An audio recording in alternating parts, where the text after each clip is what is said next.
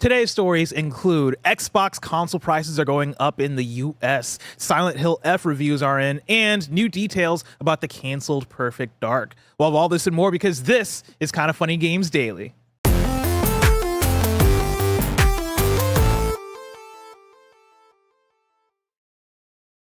Yo, what's up? Welcome to Kinda Funny Games Daily from Monday, September 22nd, 2025. I'm one of your hosts, Blessing Adeoye Jr. Excuse me. Joining me is LaCroix Poppy, Tim, Mo, Bogan, Yetis. You saying Xbox console prices going up in the US again? I was like, again after last week? But I was like, no, okay, we didn't cover the news story. Yes, the whole week. no, this came in later on Friday. No, It happened twice since then. They're like, oh, we put up the wrong prices. They're actually higher now. Y'all. All right, you know what? I can't imagine. That's what's terrifying about all of this. Oh, God. How was your weekend?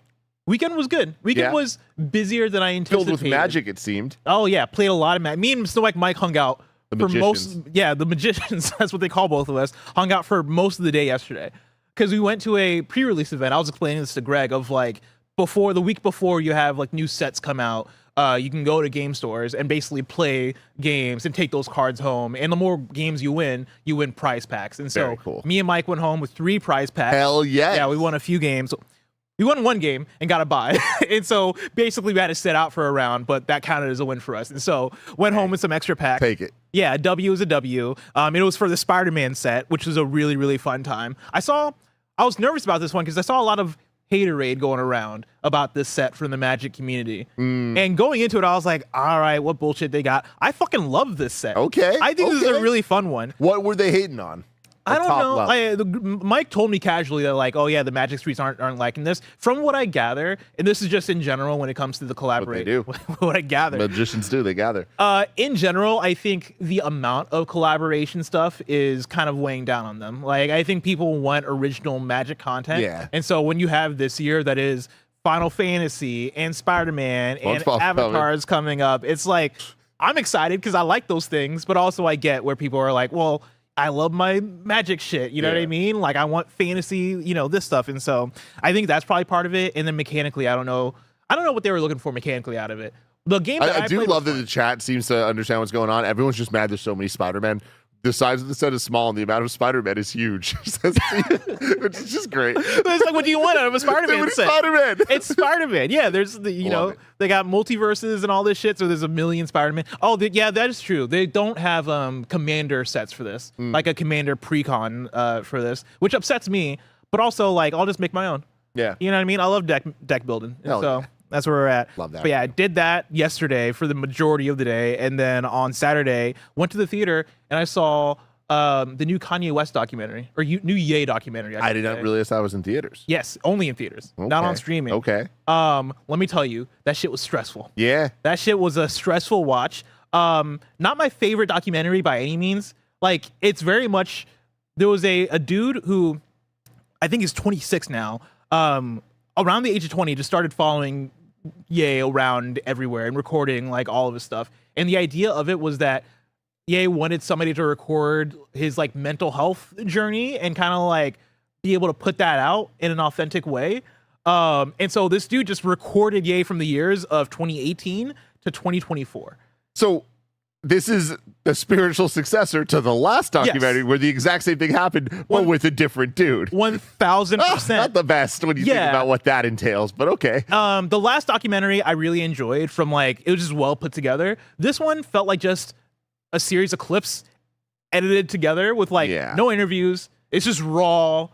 This is life during that time frame. When I tell you that, man, I came out of it feeling bad. Oh, yeah. I came out of it feeling stressed. I'm surprised that you went to see it, specifically in theaters. Like, that's a choice. Yeah, here's my thing is I grew up a Kanye West fan, right? And I think there's a level of it that sort of feels like closure to see it, to like kind of see the inner workings of what he was like doing and going through and all this stuff. But it just sucks. It's the thing where it's like when you combine somebody who refuses to get help, somebody who's going through such severe like bipolar disorder like episodes, and then also somebody who just believes in a lot of bullshit, right? Like it just leads into, man, this is a recipe for disaster. Because you also have so much power and influence And everybody, oh man, it's a fascinating watch because you just see people open doors for him because he is who he is and because he has as much power and money as he does. And so he's in rooms with very important people, being him, being fucking saying the most like bullshit. Oh my God. Tim, I would say you should watch it. I mean, yeah, no. Hey, I watched I don't recommend most people watch this, by the way. I get it. I get it. There's, I also had a very stressful time at the theater. I watched Stephen King's The Long Walk. I was wanting to watch that. You were going to go there. No. You should. Excellent film, but very stressful and not a fun watch by any means. Yeah. A lot more violent than I expected, even when I was told it's very violent. So, okay. Yeah, there's a lot going in there. But yeah, definitely it is a fucked up movie. It's just so messed up to be in the state of the world we're in right now, watching like fiction that's like less fucked up seeming than things that are actually happening. And you're watching, you're like, this is the most fucked up thing I've ever seen. What about there's a list of movies though this fall. Yeah. I feel I should listen to the screencast that y'all did last week of every movie coming out. Yes. Because I want to watch Long Walk. I also want to watch the new Leonardo DiCaprio GTA film, which looks great. Yeah, one battle at a time. One more battle after another. One battle after another. Yeah, that sounds right. I think so. Yeah, I want to watch that. A lot of movies happen. Yeah, and also a lot of video games happen. So many video games. Because remember, this is Kinda Funny Games Daily. Each and every week, they will run you through the nerdy news you need to know about live on YouTube, Twitch, and on podcast services around the globe. If you love what we do, support us with the Kinda Funny membership on Patreon, YouTube, Spotify, and Apple Podcasts to get all of our shows ad-free. Watch us record them live and get a daily exclusive show. For a chance to be a part of the show, some of your thoughts and opinions as YouTube super chats as we go. Housekeeping for you, we're an 11-person business, all about live talk shows. So today, after KFGD, you're going to get Gamescast, which is our Silent Hill F review. Madeline Stanley is joining us for that. Yeah. She's played through the game for us, and we'll be talking to her all about that. And then after Gamescast is the Kinda Funny podcast, and then the stream afterwards is one with Andy. There was a game that was written there that's not there, so I assume it's not that game. I wanted to give him kind of the out on that game just in case, because I feel like the conversation he had about it didn't seem like he was super excited to play that. So I just wanted to give him the options. Because the game was going to be Dying Light the Beast, and I was also kind of surprised that Andy's name was on Dying Light the Beast, because I don't know if he's actually played the Dying Light. So I don't know game. if he's in the mood to play. So I just I took that out. That's fair. And then this morning, a new episode of Kinda Anime went up on YouTube and in review podcast feeds, where Barrett and Mike discussed the new Demon Slayer movie, Dandadan Season 2, and much more. Which is really exciting. I've been hearing a lot about that Demon Slayer movie. Oh. If you want to hear more. It's good? It's real good. Okay, I was going to ask you, but I didn't want to spoil Kinda Anime. But now, you got to go. You got to listen to it. See what all the hype is about. Maybe I'll listen to it. Maybe I was supposed to be on this. and then didn't get around to watching Dandadan. I really thought you'd be caught up on Dandadan. Yeah, it's just been it's the video games. So many games, man. It's just a busy season. And we also I was gonna jokingly include King of the Hill in this episode because it's everybody's favorite anime. But with you not on it didn't feel right. So just real quick, I know we're like already going long on this intro. I just want to say I know the three of us were watching King of the Hill as it was going. I don't think we ever fully caught up after it was done. Yeah. But the biggest takeaway I have is Gia, who dislikes animation. I will just say that. Like she just it's just for some reason it loses her. And she knows that's a problem, but she can't get past it. It just is what it is. And also like comedy animation, very much not her thing. Mm-hmm. She fell in love with King of the Hill this season. It's because it's so fell in love, so and good. When it ended, she's like, I can't wait for more. And I was like, we can go back. She's like, no. We watched some of the old stuff. She's like, this is. See, I did the same thing. Yeah, because I didn't watch King of the Hill. It was always like on TV. Yeah. But after the new season, I loved it so much that I tried to go back, and I was like, I'll just wait for them to release new episodes.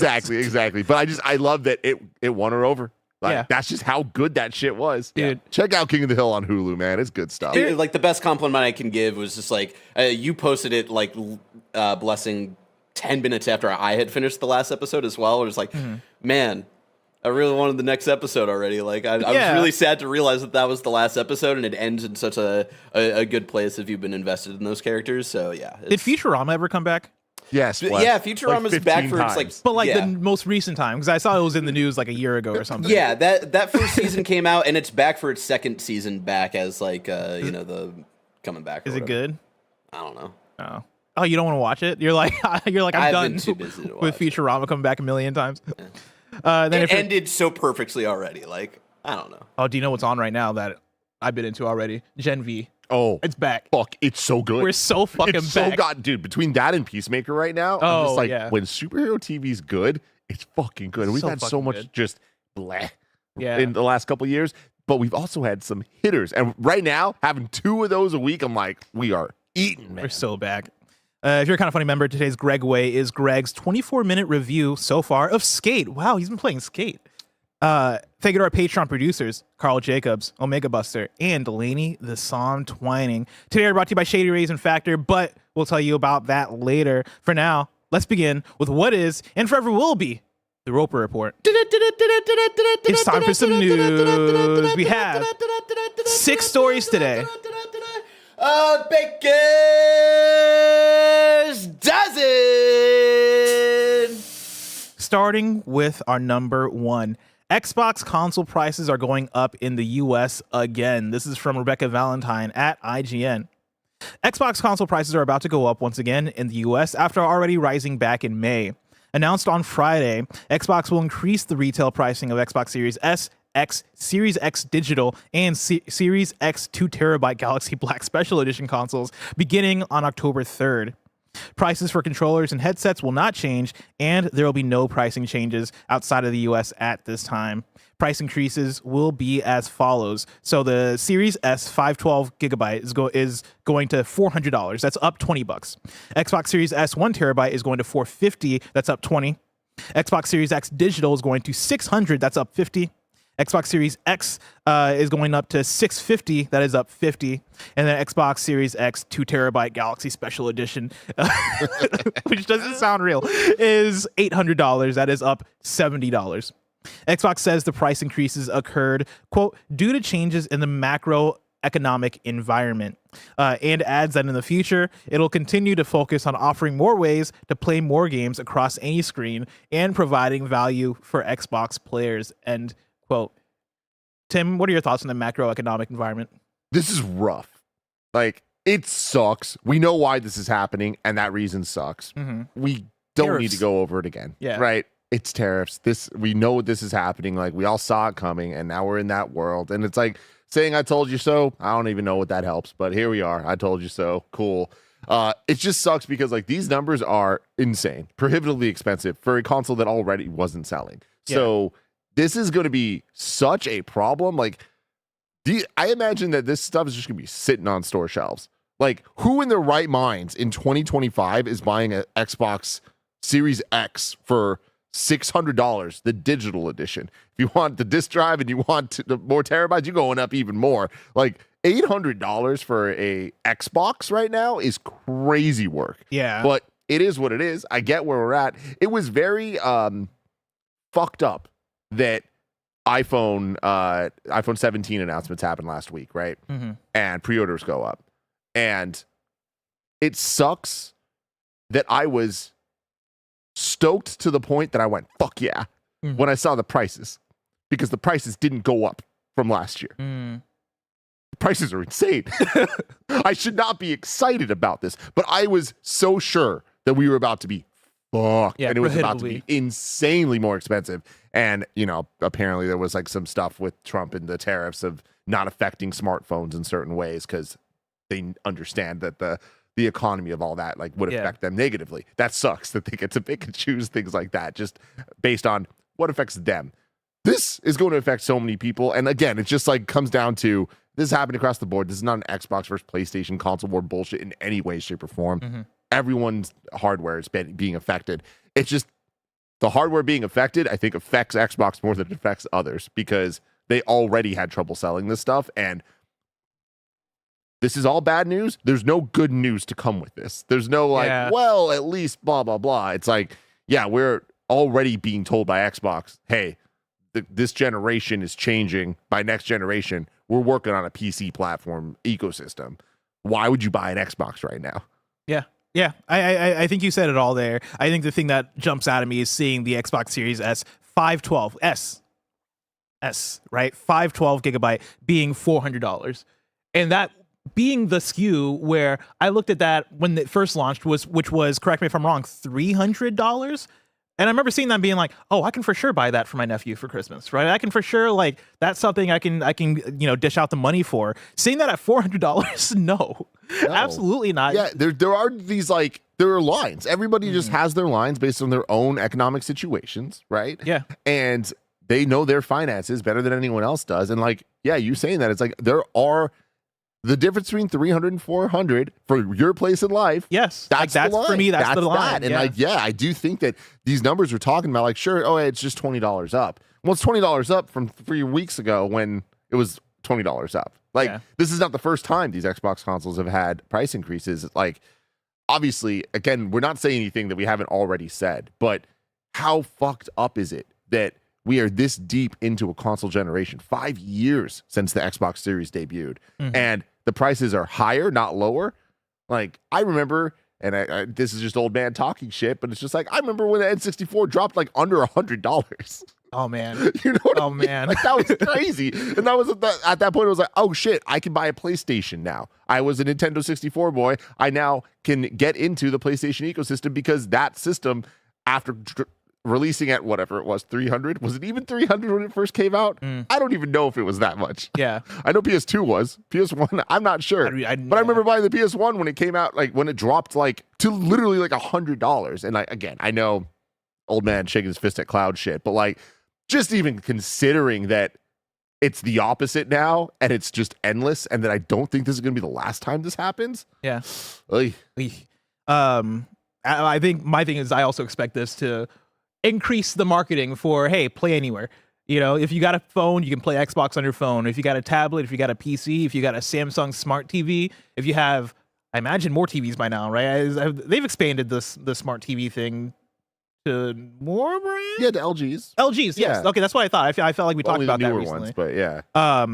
Yeah, I think that's a push they're going to make more and more, because I think out of all the companies, Microsoft is kind of ahead of the curve. I think partly based off of just how their business has shifted and how they've kind of had to change with Game Pass and having all these studios under the belt and all this stuff, right? Like, you need to find ways for people to play your game. And yeah, to your point, this shit's gonna be sitting on shelves. Already Xboxes were sitting on shelves, but now it's like, okay, well, if we're not able to get people in with the exorbitant amount of money it's going to cost to continue to buy an Xbox console, we're going to find other ways for people to get in, which is going to be the cloud stuff, and it's going to be the play anywhere stuff, I imagine.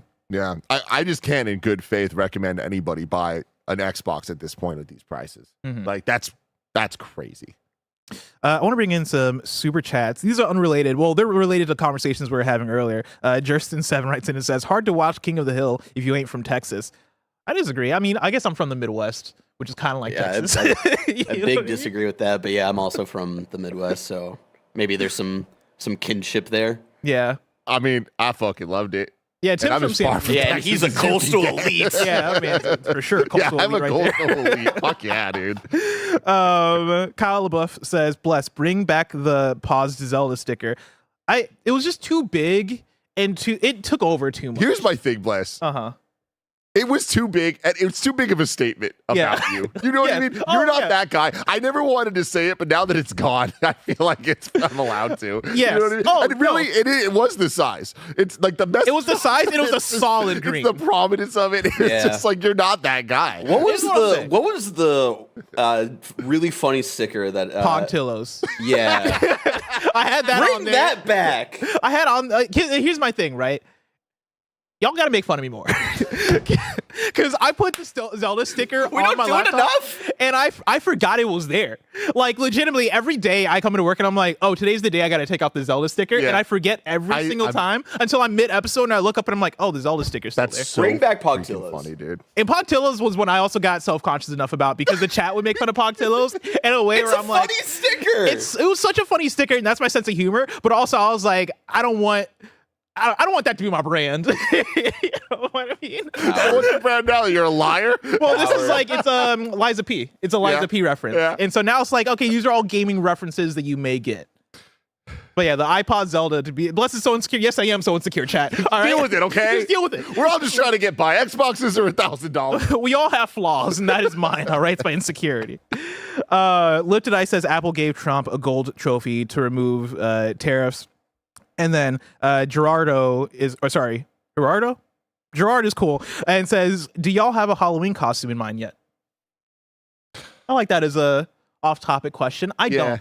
I don't either. And like I tend to not really do the Halloween thing. Every once in a while I'll do it. But like I'm getting a lot of pressure from G now because she's all pregnant and shit. She got this big old bump. Yeah. She's like, we got to do, this is our only chance to do a baby Halloween thing. And I'm just like, and like the only thing I'd be down to do is Fantastic Four. Okay. But I wanted to look fun. just because their outfits are sick. And I'm like, well, I'm not mad at wearing that. But I don't think I can get her the pregnant Sue costume. You know what I mean? I don't think they make that. That's pretty niche. Oh, like, okay. Maybe. I don't know. If you do a little bit of research, I feel like you could find it. Yeah. You know? All right, I'm going to look up pregnant Sue Storm and see what happens. Jerson7 says, did y'all get a collector booster too? This is back to the Spider-Man Magic conversation. No, we might get sent them. I don't know yet if we're going to get those in the mail. But Mike went to 4 events this weekend. His internet went out on Friday, apparently, and the shop that we go to has pre-release events that start at 11 p.m. And so at midnight, this motherfucker was playing Magic on Friday and then went back 3 more times on Sunday with me. Dude. And so he bought a lot of Magic cards. God bless him. That's awesome. And then Terry Huffman writes in and says, Roger and Snow White Mike are the best combo, which shout out to that. In our we're doing KFD 2000 in a few weeks. We're celebrating the 2000th episode of Kind of Funny Games Daily, and that's coming up. We put up a poll, and like one of the questions we had was, what is your favorite KFD duo? Let me tell you, reading through the answers, very fascinating, enlightening. Sure. A lot of duos I wouldn't even expect. Yeah? Yeah. Just I appreciate the variety in there. Everybody has their own duo. Oh, yeah. Yeah. Everybody has their own favorite, and that was very nice to see. Love that. Let's move on to story number 2. Silent Hill F reviews are out. We got a roundup for you. Right now on Metacritic, it's sitting at an 85. On OpenCritic, it is sitting at an 87. Oscar Taylor Kent at Games Radar Plus gave it a 4 out of 5 and says every part of Silent Hill F is a piece of a jigsaw. And those jigsaws, once completed, are bigger jigsaw pieces of an even larger jigsaw puzzle. And once you get a sense of what the jigsaw picture is, even with pieces still missing, you begin to feel a little unwell. Which is why I'm a little disappointed that uneven combat encounter design threatens to pull me out of it and makes it hard to recommend for those who may find the easiest settings too irritating to push through. But those horror highs raise the bar for the genre. Standing on its own, Silent Hill F is a great place for newcomers to get into the series. Ellie Gold at PC Gamer gave it a 90 out of 100 and said, Silent Hill F is a true return to form, a game that not only can stand proudly shoulder to shoulder with other Goliaths in the series, but one that is brave enough to take risks and deploy changes to set the groundwork for what I hope to be the standard of Silent Hill games going forward. Jessica Cogswell at GameSpot gave it a 9 out of 10 and says, Silent Hill F is not just a return to form, it's a remarkable evolution. It's a visual spectacle, a mastercraft in psychological horror, a work of narrative brilliance, and a new benchmark for the Silent Hill series. And then Tristan Ogilvie at IGN gave it a 7 out of 10 and says, Silent Hill F presents a fresh new setting to explore and a fascinatingly dark story to unravel, but its melee-focused combat takes a big swing that doesn't quite land. Of course, our games cast after this is going to be our Silent Hill F review featuring the one and only horror queen, Madeline Stanley. But Tim, going through these reviews, what's your response? I think this is awesome. I think this is really, really great that we are seeing a new entry in a Konami franchise review well. Mm-hmm. And a new entry that doesn't just follow up what came before, but this is different for Silent Hill, right? Yeah. A very different setting, a very different tone and look. And I think that it achieving what they set out to is so great because this was not a foregone conclusion. Like just a couple years ago, and I mean maybe 2 years ago, we're looking down, it's just like, all right, there's Metal Gear Solid Delta, we have Silent Hill 2 remake from Bloober Team, and then there's the Silent Hill F. There was also a bunch of other Silent Hill things, like a movie and this and that, whatever.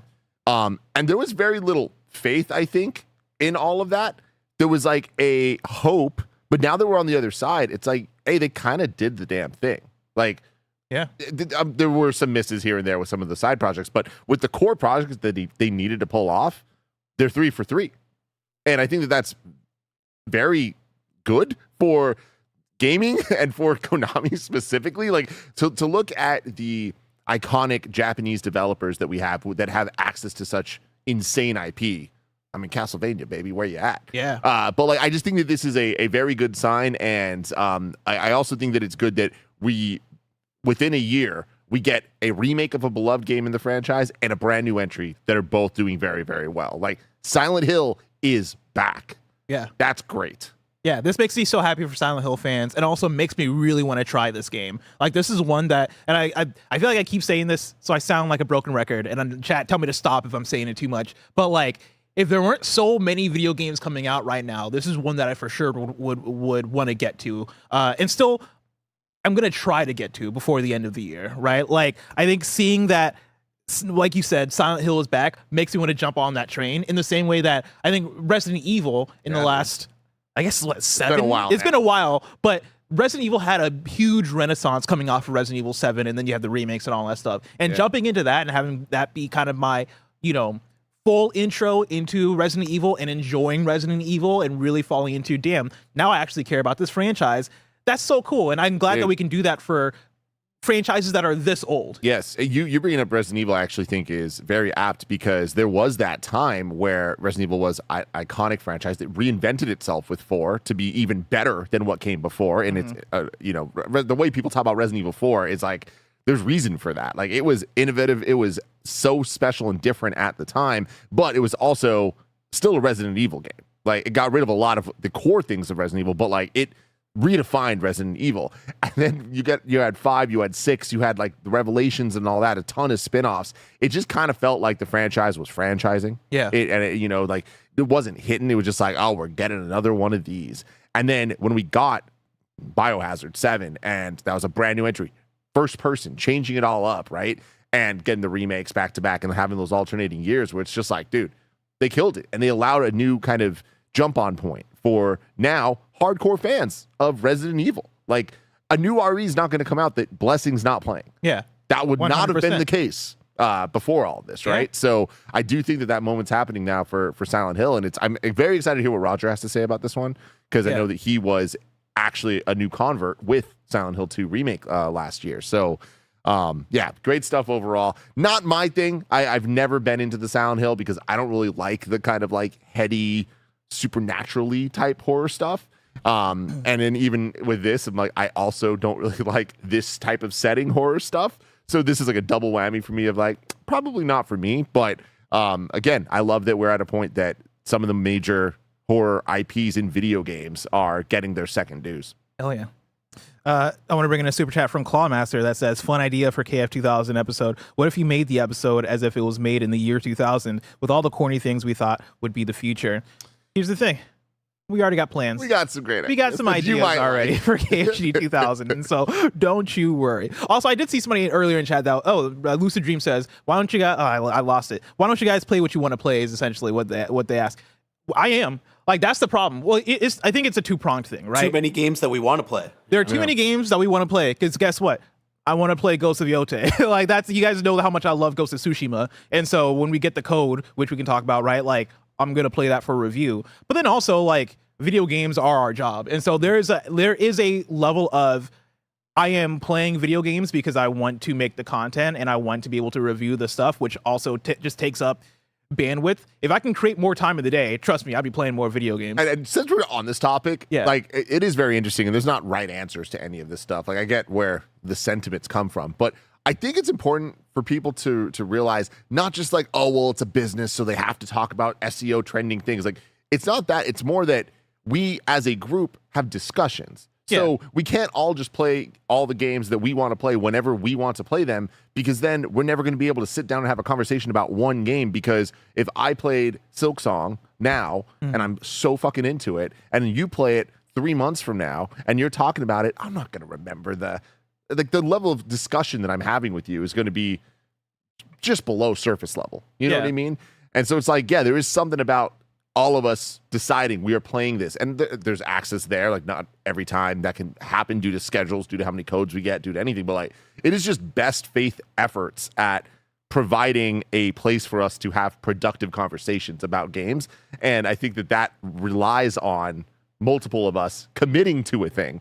You know what I mean? And committing to, we're going to talk about this game on this date, whether it's embargo or otherwise. Yes. And it's also like the thing of, I have a backlog as well, right? Like, I have Silksong downloaded on my Steam Deck. I'm going to MagicCon this weekend. Hit me up if you're going to be at MagicCon Atlanta. Very excited about that. You're going to Atlanta? Yeah. Holy shit. MagicCon is in Atlanta. That's I'm going to Atlanta. Crazy. Never been to Atlanta before. Very excited to go. Maybe you do a meetup or something. I'll figure it out, but I'm very excited. If you're there, holler at me. Let's talk. But I got Silksong downloaded on my Steam Deck for the plane. And like, that's one that if I wasn't playing Redacted and Ghost of Yotei and a third Redacted, or actually no, Sonic Racing, we already reviewed that, so I can throw that out there now. I don't have to play that anymore, even though I enjoyed it. But between that I also hit up Greg for a Kingdom Come Deliverance 2 code, because with Game of the Year season coming up, be careful, they're putting out those words, blast. Dude, I know, and I don't want to no promises. You know what I mean? No promises. No, you said the game already. You have to promise. But I did look it up. It is Steam Deck playable, and so I have it installed on a machine. But it all, again, comes down to time, and like, I know many of y'all understand this, of trying to play multiple games at the same time is really hard sometimes. It's impossible. Depending on the game. Trying to juggle 3 games. I'm telling you this right now, you cannot play Silksong in another game. So, and maybe it's really hard. Maybe this is just me talking. Silksong, it infects your mind. Bless. I for the last week haven't been able to function in the real world without thinking about dashing. You know what I mean? I get PTSD of things hitting me. My life is a bullet hell storm. Yeah. Listen, I've been reviewing Ghost of Yotei and Sonic Racing at the same time. You know what I mean? And there's a third game I threw in there. I'm just gonna say I'm gonna try. Okay, I'm gonna try. Let's see how much of this game I can beat on a plane. We're gonna move on to story number 3, but before we do, want to tell you about patreon.com/kindafunny and youtube.com/kindafunnygames, where you can go and get the Kinda Funny membership, which allows you to get shows ad-free. Speaking of ads, let us tell you about our sponsors. This episode is brought to you by Shady Rays. You know that moment, the one when you realize you left your favorite sunglasses at the beach, or on the roof of your car, or in that gas station miles away. We've all been there. Nick Scarpino once left a pair of sunglasses in Vegas, and I've never heard the end of it. It wasn't my fault, but now there's Shady Rays. They've changed the game. These sunglasses are made for real life, seriously good looking, polarized, durable, and not stupidly expensive. And here's the wild part. If you lose or break them even on day 1, Shady Rays will send you a brand new pair. No guilt trip, no replacements. So now Nick can wear his sunglasses without fear on urban hikes, at comedy shows, at the old folks' home, wherever. Shady Rays is eyewear that has your back. We've teamed up with Shady Rays to bring you an exclusive offer. Head to shadyrays.com and use the code FUNNY for 35% off polarized sunglasses. Try for yourself the shades rated 5 stars by over 300,000 people. That's shadyrays.com, code FUNNY for 35% off polarized sunglasses. This episode is brought to you by Factor. Fall always feels like a reset. Between back to school, busier routines, and shorter days, finding time to cook can be tough. That's why I love Factor. Their chef prep, dietitian approved meals make it easy to stay on track and enjoy something comforting and delicious no matter how hectic the season gets. Factor removes the work and gives me a delicious, healthy meal in mere minutes. You can choose from a wider selection of weekly meal options, and for the first time ever, try Asian-inspired meals with bold flavors influenced by China, Thailand, and more. Eat smart at factormeals.com/kindafunny50 off and use the code kindafunny50 off to get 50% off your first box plus free breakfast for 1 year. That again is code kindafunny50 off at factormeals.com for 50% off your first box plus free breakfast for 1 year. Get delicious, ready-to-eat meals delivered with Factor. Offer only valid for new Factor customers with the code and qualifying auto-renewing subscription purchase. Before we get to story number 3, can we just for a second shout out Steam Deck OLED? Dude, I wish I had an OLED. I wish you had an OLED too. I have the OG Steam Deck, and I want an OLED so bad. I fucking love this device. Yeah. And like right now, like with Hollow Knight and just indie games abound, we have Hades next week. This week? This week. Oh my God. Next week, this week. It's just like, what an amazing device that is just such a additive experience to my life. And like right now in particular, like I just had the long flights back and forth from Paris. Like you have Atlanta coming up. Like, God, we live in such a great time that these games that are undeniably going to be game of the year contenders that we could play perfectly 90 frames per second portably. Oh, dude, I know that OLED combined with Hades 2 is probably an experience. It is. I know that's I wish probably it had HDR, but anyways, it's God. We're living out here. Gondor's Condor writes in and says, Bless, speaking of Liza P, did you play Overture? Here's the thing. I played a large chunk of Overture, and then on a stream, I hit a wall where like it wasn't even a boss, Tim. Yeah, it was just a big enemy, and it was just a bad day, and I rage quit that stream. And then I ended up off stream going back and beating that enemy just out of spite, but I couldn't do it on stream because I was too heated. I got it. And I haven't picked it up since. But like I want to say I'm a third of the way through it. If I had to guess, I'm at like the prison section to like leave spoilers out of it. I think I'm toward the end of it. So let me know how far that is into the DLC. They're gonna be like, oh, you're only a tenth in. But also, I want to get back to it. Yeah. On top of that, though, like the new games that we're talking about with Silksong and Hades, but like even just older games, like a month ago and the month before, Ninja Gaiden Ragebound and Shinobi Art of Vengeance. Like, God, what an amazing year for 2D games, dude. Yeah, Blitz, did you ever play Shinobi? I tried it. I dropped off pretty quickly. Okay. I liked it, but I was like, I got other things I want to play instead. That's fair. And then I wish it looked better on Switch. Rogue Prince of Persia is the other one that that did come out. 1.0 is out now, and everyone's like, dude, it's fucking awesome. But that might be the worst time for that game to release. There's just too many things like it that I'm like, I will get to it. I just don't know when. Yeah. That's probably a next year situation for me. Zagirian writes in and says, maybe a Gamescast topic, but has 2025 been the best year of games showing off a variety of games? Thank you for all your work. I mean, I've been thinking this for a little bit already of how much I love this year for the fact that it feels like in the Game of the Year conversation, there's not like the traditional straightforward AAA action game. It's all weird shit, which I appreciate, right? It is Silksong as Metroidvania. It is Clear Obscure. It is Death Stranding 2. It is DK Bonanza, even though I know that's like, it's a 3D platformer. Yeah. DK Bonanza is still weird in its own way that I fuck with. I also think that just like the to what you're saying here, the variety of games that are high quality, I think that definitely, my gut is yes. I think we might need to look a little deeper to actually say that for certain. But like, I do think that like we're just having such amazing experience. I feel like this is easily the year that people at Kind of Funny, the most people at Kind of Funny, all love to the nth degree, love different games. Oh yeah. And there's a lot of crossover. The Venn diagrams are freaking insane. Like we're getting to a point that with the way that we rank our Game of the Year thing, it's hilarious where we might get to a point that our top fives, everyone just has similar games in a different order, and that order could dramatically change how our top 10 actually shakes out, which is like pretty damn cool, because like I think in addition to all the games I just mentioned, like the 2D platformers fucking popping off, 2D games, not just platformers, but Metroidvanias or action or otherwise. But like this was a killer year for remakes, man.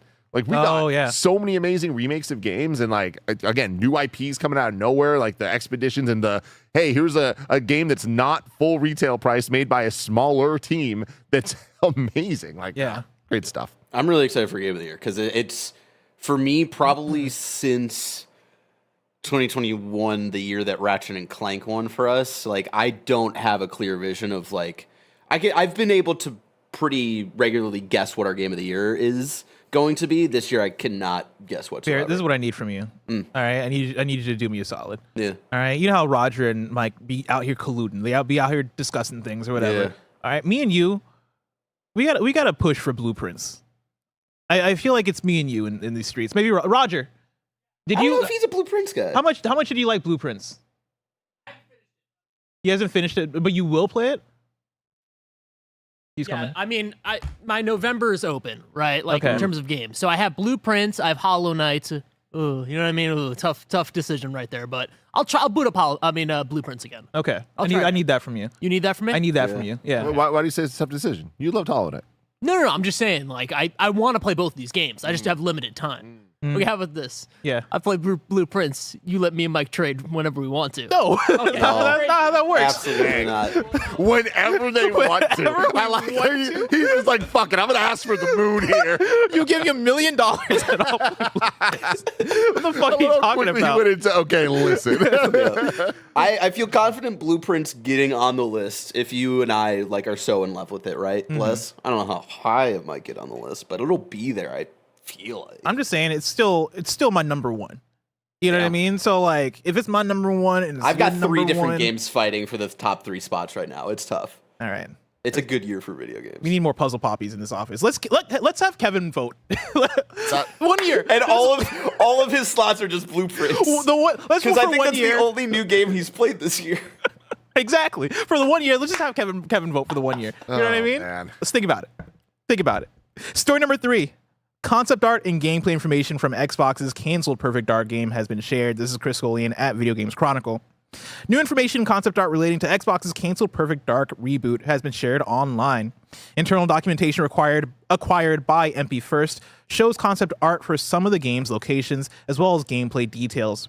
The documentation refers to game concepts like a relentless system and a reward system, but goes into more detail on another concept, the adrenaline system.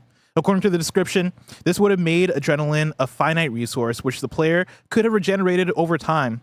Having adrenaline would have given the player various abilities such as healing, increasing damage dealt, and reducing damage taken. Other adrenaline features would have included slowing down time to dodge bullets, better aiming precision, and increased movement speed. The documentation also refers to Season 1, implying the game may have been episodic and includes concept art for the various eco-sci-fi locations set to be featured in the first season, including Cairo. Tim, do you care? I mean, no, especially not at this point, right? Yeah. Like the game's not happening. It felt there was that weird, it almost had a second chance. No, it didn't. So yeah, it's just fucking sad that like games this big can be canceled. And yeah, we're always gonna hear about what could have been, but I also don't have faith. Like I never really had faith that Perfect Dark was going to be the one. Yeah. I wanted it to be. I love the concept of it. Like all the people working on the game, it's like, yeah, this is kind of what I would want from a Perfect Dark. Then seeing the gameplay of it and flash forward to now, it's like, all right, yeah. Yeah. The gameplay gave me faith in the sense that I like the direction of it, even though the gameplay looked so directed / like I know it's a vertical slice and so of course it's going to look directed, but something about this didn't strike me as like real. I kind of want to like I felt like if you walk 2 inches to the left you just fucking fall through and you see a grid like Unreal Engine shit.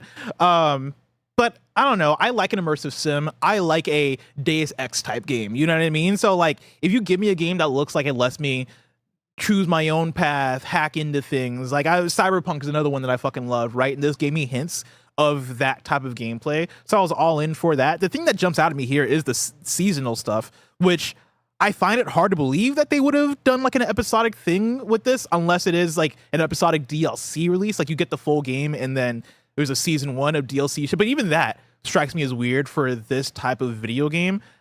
I don't know. I'm very fascinated. Like I guess if I had any request, it would be for some kind of no clip / like internal documentary of what happened here / what was this going to be and where did it go wrong. But outside of that, yeah, like I read through this and I'm like, oh, interesting. That doesn't give me faith. Like, Yeah. This starts to become more clear of maybe why this could have got canceled here. Story number 4.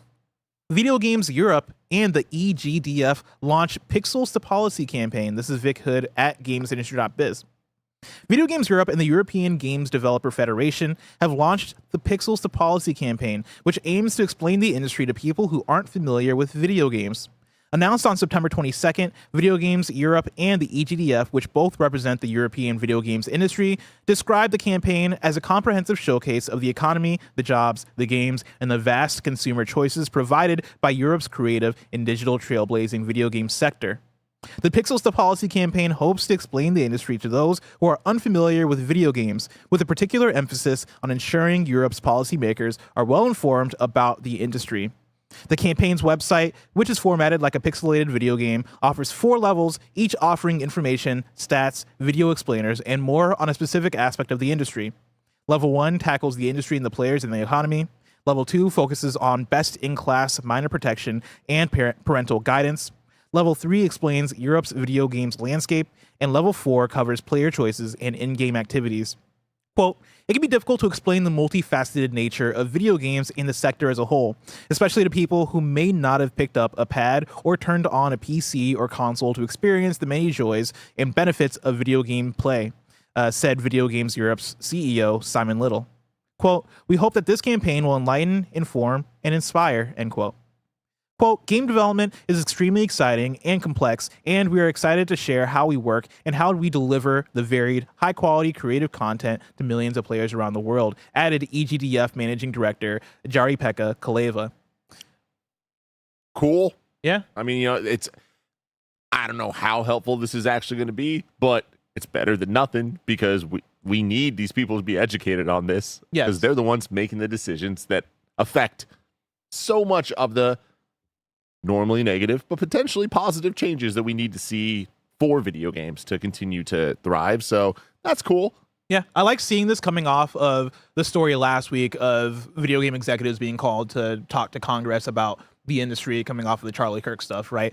I get so worried when I think about the executives and the people that we have within video games. A lot of them adults, a lot of them not adults. You know what I mean? A lot of them I look at and I'm like, respect to Gabe Newell. I think Gabe Newell is actually like, some cool shit going on. But also, I'm like, do I want him to talk to Congress about what the video game industry needs? Does he show up though?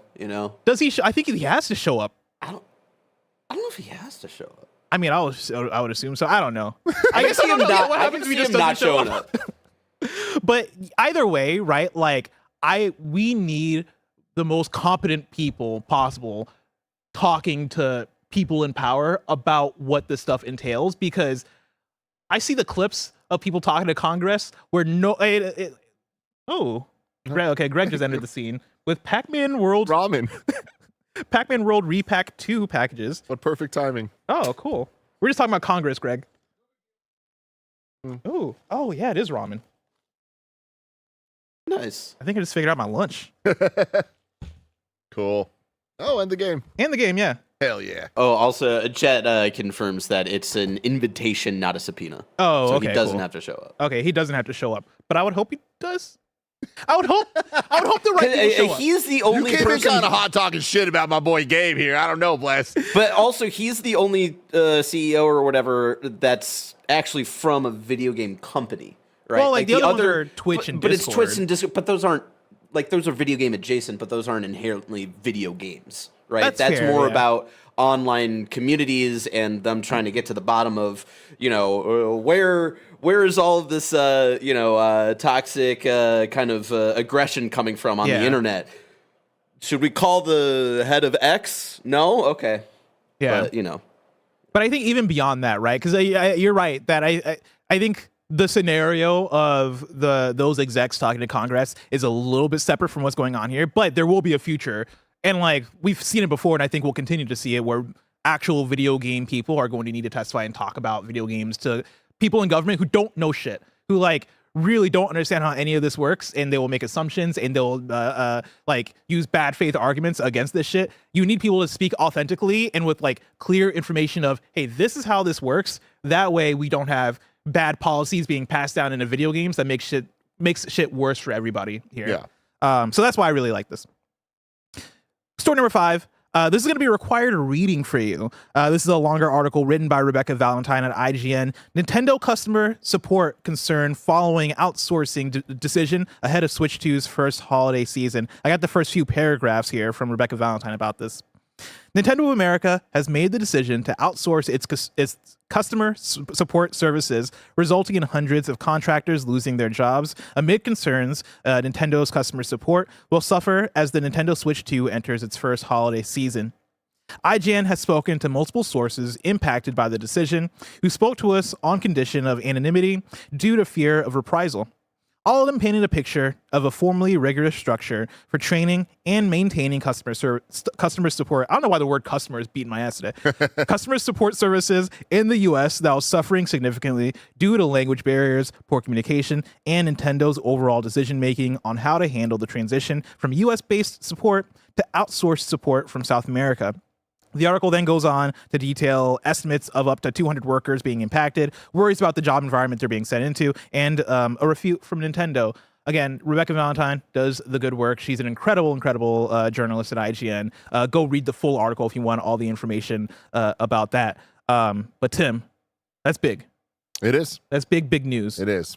But if I wanted something smaller, say the tiniest news I need to know about, where would I go? You go to our last story, the Wii News channel, where we cover all the small news items that you need to know about. What's the easiest way to cook this? Is this like, can I just pour water in this and then put it in the microwave? What's the situation here? Yeah? That's how you make these. Dick. Because usually I get you could also heat up the water. Because I get the official ramen, you know, where I gotta boil the water in a pot. Yeah. You know, I'm not out here just making the steak ramen, but shout out to Pac-Man, I guess. Yeah. You know, thanks, Pac-Man. Infamously, my best friend Curran, at one of our first sleepovers at my house in like 7th grade, we were making ramen, and he took it and he put it in the microwave, and he turned the microwave on. He didn't put water in it. Oh, and, my God. My microwave exploded. Fucking exploded. So, you know. It's incredible. Yeah. That's good stuff. Wii news for you. Story number 6 from VGC. Boss Rush FPS Unyielder is coming to PC next week, courtesy of manga publisher Shueisha's video game arm, Shueisha Games. Developed by Singapore-based True World Studios, Unyielder is a roguelite first-person shooter which has the player taking on a series of 1v1 boss battles in a post-apocalyptic wasteland. I like the art style. Kind of cool art style, yeah. Yeah. And I kind of want to see more of the gameplay. 40 plus bosses is what the trailer says. What the Kind of fuck? stylish. That looks different than I expected. Yeah, it's a straight up first person shooter. It kind of reminds me of the game that Andy was super into. Oh, chat, you're going to know the one. It's like, I think it's called Rogue something. And I feel like one of y'all played this at an event. It might have been Andy who played, because I remember us showing gameplay of this. Oh, really? From an event, yeah. Oh, then Because this looks familiar. RoboQuest is the game I'm thinking of. But maybe Andy played it. Either way, it looks cool. Skate has reported having 2 million players on its first day, which includes Cameron Kennedy, who's having fun with it. Daft Punk have joined up with Fortnite to bring you the Daft Punk experience, which kicks off in-game on September 27th at 11 a.m. Pacific time. Barrett, was it you that added the Cameron Kennedy part? I saw your interaction on Blue Sky. Thank you so much for adding that, because I meant to add it and I forgot it. And That's so fucking funny. Fortnite might be one of the like biggest fucking bait and switch troll jobs of all time. The amount of times like something is being teased and announced, everyone's like, "Oh my god!" and then it's like, "Oh, they're coming to Fortnite." Mm-hmm. It's like Daft Punk. There was like a moment where people were like, "Are they back, baby?" And I know you don't care because you're uncultured, but I'm like, "Holy shit!" And it's like, "Oh no, they're just coming to Fortnite." I'm like, "Fuck my life." That's how it is. That's how it was when Smash was doing its thing. You know what I mean? Like we look at a Persona trailer and then it turned into a Smash thing, but I love Smash, and so every time I'm like, fuck yeah. Yeah. But also it's like, This what's is the bad Persona version. trailer? Yeah, Fortnite is the bad version of that happening.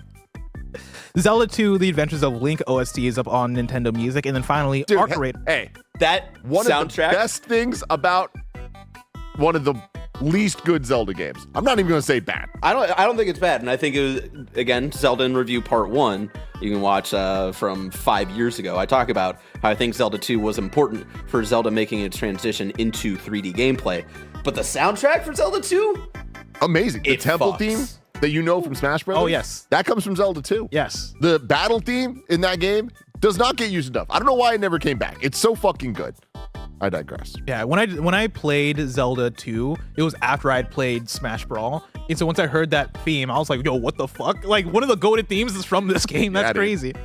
And then finally, Arc Raiders Server Slam open test is set for October 17th through the 19th. That's it for Wii News.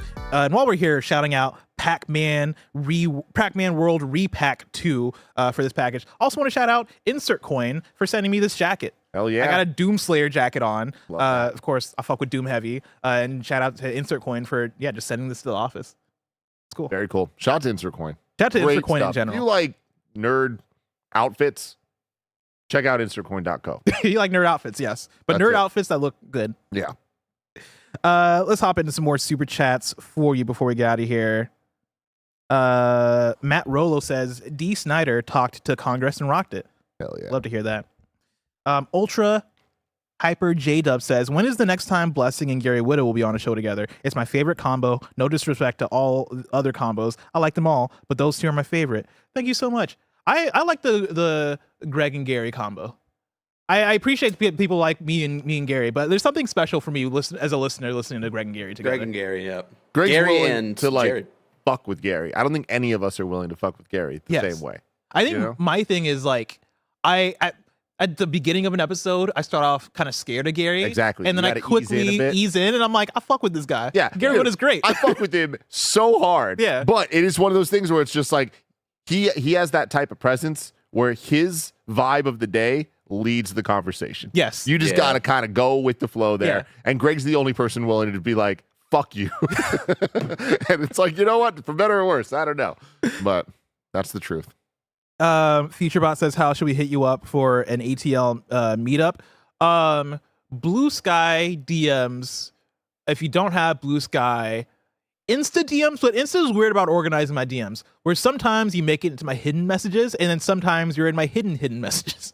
There's like 2 layers of hell in my DMs on Insta. And so I don't know, just do your best. Your best. I don't know. I don't have an official answer. I would say email me, but like my emails get backed up. I don't know. There's a lot of press releases in there. And then Napoleon Blown Apart says, hope everyone has a good week. Thank you. It's a good Thank name. you. That's a great name. Terry Huffman says, so what would be the new price of the next gen? I mean, it's way too early to say, but like I think it's equally likely that next gen consoles are $600 and $1,000. Like I really just feel like that's just where we're at with all of this. They'll be able to justify it however they want. Will it work for them? We'll have to wait and see. But I think that so much is going to happen in the next couple of years by the time we get to these things launching. Obviously, they want them to come in cheaper so that they can actually sell them so that they can then sell software. But I very much see more than ever the next generation feeling like a cross-generation thing, which we've already seen now, I think, 2 generations in a row, but it's only getting progressively more and more. I do think by the time the PS6 comes out, it being $1,000 would not surprise me whatsoever. God. But still supporting the PS5, you know? Oh, yeah, still And putting it just being like, hey, if you want all the Giga Rays or whatever they have next time, I don't know. The new feature. Yeah. I feel like Xbox is going to be skewed up. There's gonna be hella skews. I think that's how I see it, right? Like I'm surprised. I guess not surprised because there's been reports about it and stuff, but the streaming box that we always talk about on the Xbox side never actually came out as an official SKU, at least not yet. But I feel like for the next gen of Xbox, when we're talking about $600 to $1,000, if you can have a streaming box that comes out at $100, I think that's the move to go to, especially as you're making a transition to like more PC based stuff. Yeah. That is it for super chats. Let's hop into kindafunny.com/you're wrong, where you write in, let us know what we got wrong as we got it wrong, so we can correct it for those watching later on YouTube and listening later on podcast services around the globe. We only have one here from Eric, who writes in and says, while not entirely wrong, here's more insight into MTG's outlook on Spider-Man. The community is largely divided on MTG's production generally, and the Spider-Man set arrives as a perfect culmination of that. Few people dislike the crossovers entirely, and few crossover fans stick around, but a lot of people are in the middle. Spider-Man in particular doesn't have many, quote, good cards, which upsets some of those people. It also follows a set that is not a crossover and lacks compelling flavor, colloquially known as a hats set, which upsets even more fans. While the reasons are different, the general consensus is that Hasbro and Wizards of the Coast, by extension, only cares about sales and not about the game. There you go. Some context for you there.